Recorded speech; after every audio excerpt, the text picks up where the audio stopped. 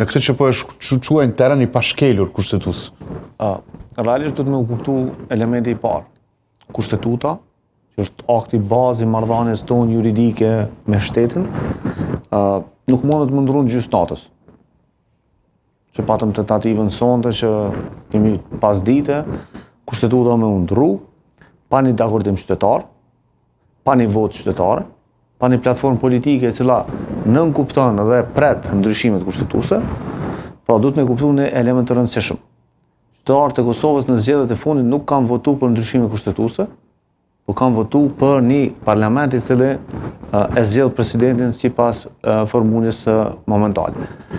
Çfarë nënkupton kjo?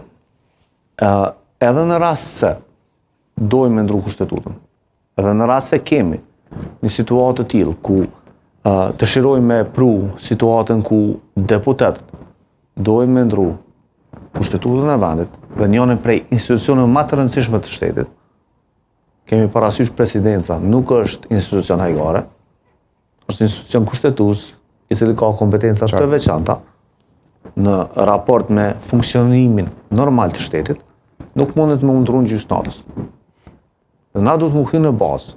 A e kanë mandatin momental që ta deputet me ndru kustetutën që presidenti në zgjedh për qytetarë. Po të kishim një platformë politike, e cili na kish shpru në situatën e tillë, ne kishim votu për ta.